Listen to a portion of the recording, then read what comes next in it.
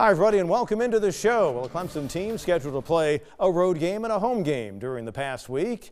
Tigers on Wednesday visited South Bend, took on the Fighting Irish of Notre Dame. That was followed by the Boston College Eagles, and Clemson set for a get-together at Littlejohn Coliseum on Saturday. In their trip to South Bend, the Tigers are trying to become the first Clemson team in 25 years to win 3 straight ACC road games, a feat last accomplished during the Rick Barnes era.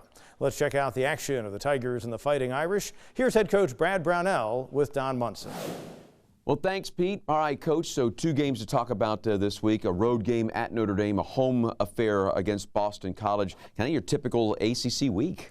Yeah, I didn't play as well at Notre Dame for sure. Had a hard time shooting the basketball, and Notre Dame's playing great. They just moving the ball and playing with great pace. They got an older group, and so that was a challenge for us. BC, you know, interesting team. My fellow coach there, and Horace Grant, a good friend, never liked playing those guys. So that's going to be something I got to get used to here.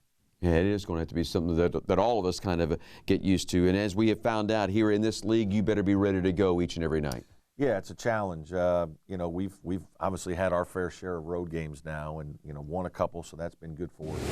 Get a few more at home, which we'll need here down the stretch. All right, let's get to highlights of the Notre Dame game, brought to you by the South Carolina Education Lottery. Since 2002, more than 147,000 lottery-funded scholarships and grants have been awarded to Clemson University students. All right, so obviously at Notre Dame, you know, you end up winning the opening tip. You're going to score the first points of the ball game here early on in this contest, but Notre Dame came out and they were just on fire offensively. Yeah, we ran a really nice little play to get PJ the ball into the basket. They actually switched and put a guard on him there, and he was able to finish and got us off to the good start. They went to some zone after, and you know, that really bothered us for a while. We had some open looks, didn't make very many, and then they were able to get off to a really good start. We haven't gotten off to good starts the last couple of games. That's something we got to really work on. You know, one of the things you have talked about is that PJ is beginning to learn, hey, he's going to be the focal point in scouts now.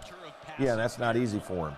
It's a lot different when you're the top guy on the scouting report and everybody's planning ways to stop you, whether it's double team, whether it's just be physical with you. He's gaining more attention for certain in this league.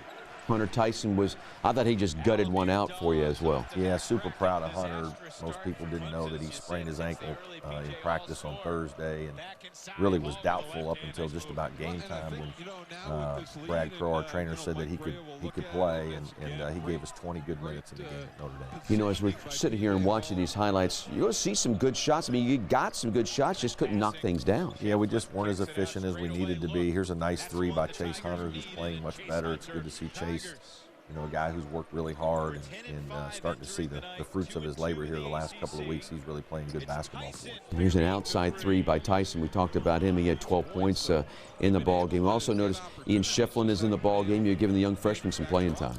Yeah, we know we've got to continue to work to develop our bench, and Ian and Ben down low are backing up PJ, and PJ's had a couple games where he's gotten into a little bit of foul trouble. So you can see he's working hard in this game. This is a really tough physical team that went after him a little bit, and it was hard for him to score in this game. Yeah, there's a great basket there by Chase Hunter. We'll take one more look at this on the little back pass. That's a good pass by PJ. Great pass. We lift our 5-man and try to open up the basket area for some back cuts, and PJ with a really good pass to Chase for 2 points. All right, so off we go to the second half in this contest. And you're going to come out and get the ball right down low in the paint where you want it. Yeah, very similar play to the play that we ran to start the game, and again, it worked.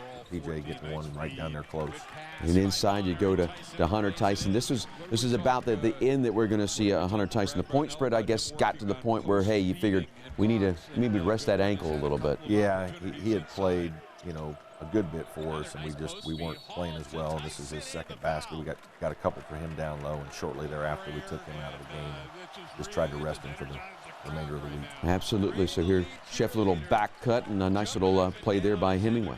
Yeah, you know what? When you watch the film, you see we got a couple layups. We got some baskets inside. Hunter and PJ both scored with their back to the basket. So I thought our 2-point offense in the game was really pretty good. They just, you know, we just didn't make very many threes this game. It was a game where we really struggled from the perimeter. one of those nights when nobody could really get going. Alex Hemingway got a few more minutes, and he was one of the few guys to make a couple from the perimeter in this game. Yeah, and you got some, like you said, you got some production off of the bench for you. We mentioned Chase, obviously Alex also giving you some points. Yeah, and here's Nas with a nice three-point play and drive. Good to see him. This is something he does very well. He keeps his head up. He can pass the ball. You can see they're staying home with the shooter over there in the corner and Alex, so he has space to go make the play. It took a while for Alamir to hit an outside shot, but that was the first one that he hit. Yeah, he made a couple late, really mostly after the game had been decided, and this is those guys knocking one down right at the end. It was just one of those nights. They just played better than we did. We had a hard time, got frustrated a little bit with the lack of outside shooting. All right, so Clemson falls at Notre Dame. The final score is 72-56. Coming up, we hear from a Tiger who's doing some big things to contribute to the team this year. It's just ahead. Inside Clemson Basketball with Brad Brownell is brought to you by Carolina Ford. Built for the Carolinas. Built Ford proud. Visit your Carolina Ford dealer today. Coca-Cola and Coca-Cola Zero Sugar. Whether you're in the stands or in your living room, nothing goes better with basketball than Coca-Cola and Coca-Cola Zero Sugar. Welcome back to the show. We reached that time in the program where we feature a Tiger who stepped up and made a big contribution to the ball club during this 2021 and 22 campaign. We visit with junior guard Chase Hunter with Tigers on the Inside, presented by Founders Federal Credit Union. Relax, Tiger fans, with Founders Federal Credit Union. Chase Hunter from Atlanta, Georgia. Like my brother, he played football, and then my little brother, he plays basketball, so I like contact, but I'm more on the just kind of the finesse, you know what I'm saying? Basketball more of a finesse, and like I feel like it's more fun to me, so that's kind of why I chose it. You know, my ninth grade year, we won the state championship at my high school, and then you know, we had good players on my team. One player, Chuma Okiki, in the NBA right now. But my 10th grade year, we played against players like Colin Sexton, Jared Harper, guys like that. So in my younger years, it was always very competitive, so that helped me to, you know what I'm saying, want to be like those guys in my region. And yeah, it was always some competitive basketball going on in the Atlanta area. When I came here on my visit, it was all love. I felt the family atmosphere. I did get hurt my freshman year, but that was just like a stepping stone for me just to kind of sit back and really watch. You know what I'm saying? I just worked real hard. Tried to stay the course, tried to stay positive and everything, because that was like a really low point for me. I just, you know, when you're not playing the game you love, it can kind of make you feel down. So coming off the bench, you get to see a lot more, and then you get to, if we're down, you get to bring some energy. Coming off the bench, you can take it as a positive thing because you can come in and change the whole aspect of the games. Well, of course, the Clemson basketball team is trying to make a deep push into March Madness. Another Clemson team recently celebrated a national championship. As you know, the Tiger men's soccer squad brought home the NCAA title for a third time in program history this past fall. Well, on Saturday, Mike Noonan's team was celebrated both in the town and at the basketball game. And here are the sights and sounds from that.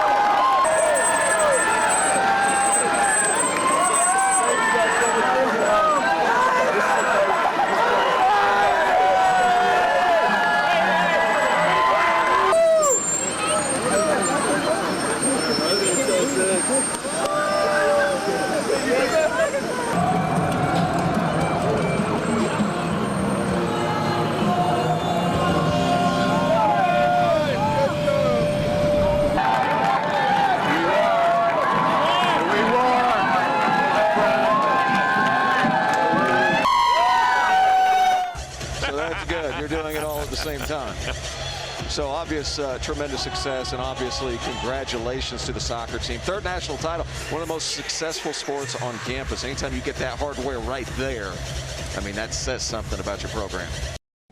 Coming up, the Saturday battle between Clemson and Boston College in Littlejohn. But first, here's what else is coming up on the Tigers schedule.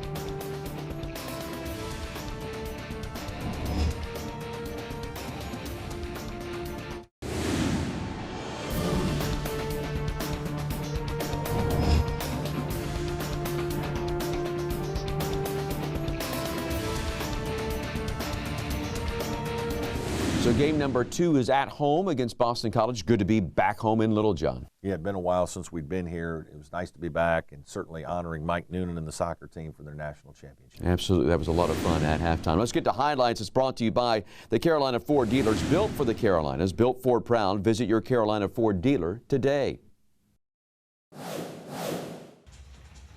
All right, so off the opening tap, Clemson is going to control the basketball, and right away they are going to get out to a quick lead in this contest. They'll use a little bit of defense that will lead to a transition basket coming the other way as Alex Hemingway, getting his first start of the season, would lead the break. Alamir Dawes was huge for Clemson in the first half. 17 first half points for Alamir Dawes, and that was how he got things started, was from three-point land. You're going to see more of that. Then P.J. Hall off the steal feeds to Dawes, easy layup for 2, and Clemson runs out to a quick 5-0 lead, and we're just 2 minutes in to the contest. Naz Bohannon had a big game for Clemson. So did David Collins. Collins with the give right back to Bohannon. That's 2 of his 9 to go along with 12 rebounds in the contest. So the 2 transfers playing together like they've been together for about 4 or 5 years. The easy basket there for Bohannon, and Clemson just going to continue to build their lead. Here was P.J. Hall off of the baseline. Hall with 12 points on the evening. Clemson establishes an early 6-point lead. You can make it a 9-point lead as one more time Dawes off of the right wing for 3. And so here you can see 7 minutes in the ball game, Clemson's built a double-digit lead. And one more time, it's going to be a step-back 3 from Alamir Dawes. He hit 3 three-pointers in the first half of play. And the Tigers are building now what is an 11-point lead. This is one of the plays I really love throughout the game. Bohannon, just some stick-to-itiveness, stays with it, lays it up and in, going left side after having it blocked. Clemson now by 15. And here's Chase Hunter. That jumper there by Hunter is going to put Clemson up 17 points at 28-11. 34-19 after leading actually 34-11. And then a three-pointer by Hunter Tyson out of the corner with just under 5 minutes to go. At half, Clemson is up by a score of 39-32. Second half gets started. P.J. Hall going to get the ball low and inside. Little fadeaway jumper for P.J. Hall to make it a 43-34 lead for Clemson. Then Alex Hemingway hits his only 3 of the game off of the right wing. And Clemson will reestablish a 8-point lead. Boston College not going away. As you can see, it's a 1-point game right here, and that's when Nick Honor, who did not start, kind of started coming to life offensively. The little reverse layup there that put Clemson back up by 3. Glenn, a 1-point lead with about 10 minutes to go, and Collins going to start taking over a little bit down the stretch as well. Good, tough basket inside. David unfortunately had a rough night from the free throw line. Honor going to go into that lane, little left-handed floater that'll put Clemson up again by 3 points at 55-52 with about 9.5 minutes left. Here is, with about 7 minutes left, a drive by Collins and the foul inside. Clemson is going to be now up 8 points with 6:50 left, 62-60. 2-point game back inside to Hall. That's coming off of a timeout play that was designed by Coach Brownell to get Clemson back up 64-60.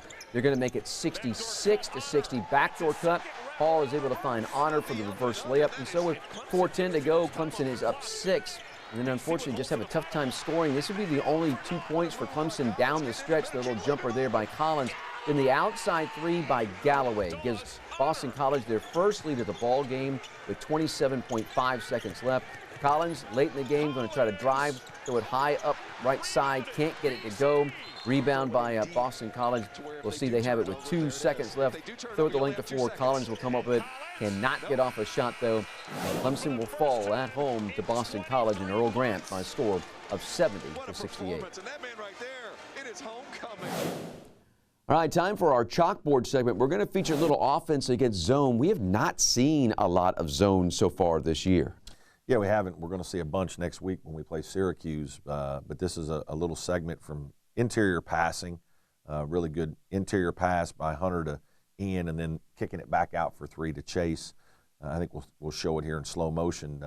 You're trying to get the ball to the high post, the short corner. Your offense is better when you kind of get it inside out. Chase does a really nice job here of pass faking. He pass fakes to the right, slides it into Hunter. I would love for Ian to be a little bit lower, have a little better spacing. He might have had a chance to score himself, but you can see he draws defense.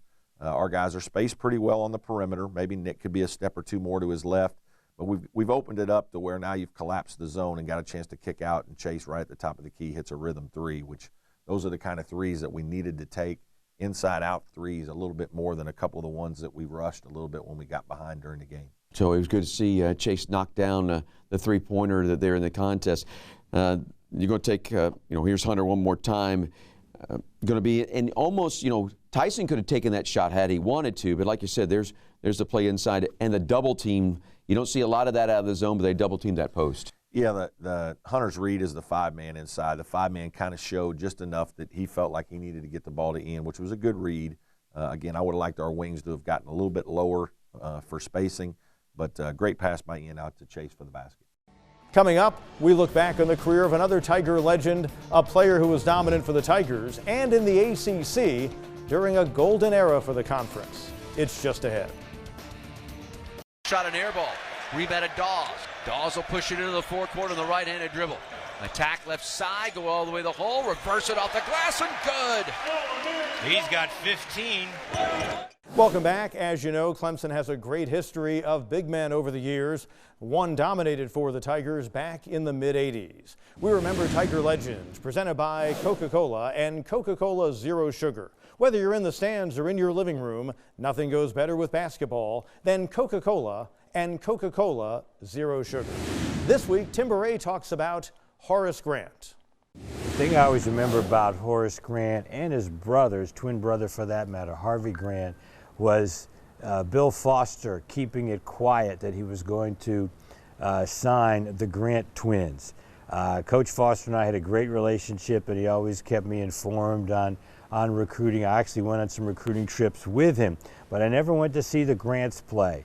And he always kept it quiet as to their recruiting because he was afraid the University of Georgia was going to swoop in and take them because they were very lightly recruited players, something that probably wouldn't happen today because there's so much information about recruits out there. But signed Horace Grant and his brother Harvey before the 83-84 season. So Horace, his freshman year, was a little bit raw, but he had a really good game against NC State, and he gained a lot of confidence. And then, late in his freshman year, he had a terrific game against Duke. He was 6 for 6 from the field and 4 for 4 from the line. He had 16 points. He got a lot of playing time in that game because Murray Jarman was sick with the flu and didn't even play.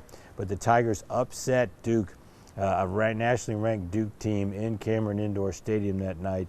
And Horace had a lot to do with that. Similar to Larry Nance, he just kept getting better and better over his sophomore and junior, and then his senior year, he had arguably the greatest single season in Clemson history. He was named the most valuable player of the ACC, still the only Clemson player to win that honor. He was a second-team All-American by most of the All-American services, and he averaged 21 points a game, shot 65.6% from the field, got 9.6 rebounds per game, and took us to the NCAA tournament.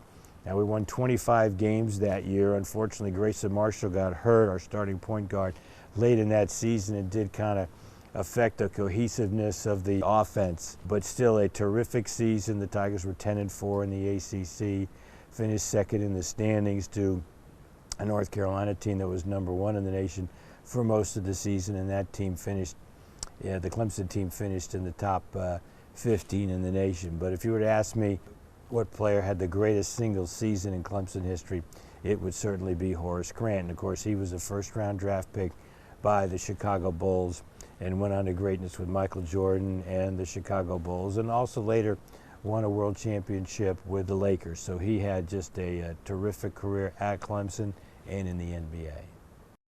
Really was quite a run for Horace Grant at Clemson, an NCAA tourney trip during his time, and then, as Tim noted, that really great career he had as a pro in the NBA. Well, up next for the Tigers, a trip during the week to Syracuse to take on the Orange, and then the Pitt Panthers pay a visit to Little John Coliseum on the weekend. Next week, we'll show you the action between the Tigers and Syracuse and the battle between Clemson and Pitt as well. For now, for head coach Brad Brownell and Don Munson, Pete Ganity, thanks for joining us, and so long. Inside Clemson Basketball has been brought to you by Lending Tree. Shop and compare loans, credit cards, insurance, and more. Lending Tree. Founders Federal Credit Union. Relax, Tiger fans, with Founders Federal Credit Union. This has been a production of Clemson Athletic Properties.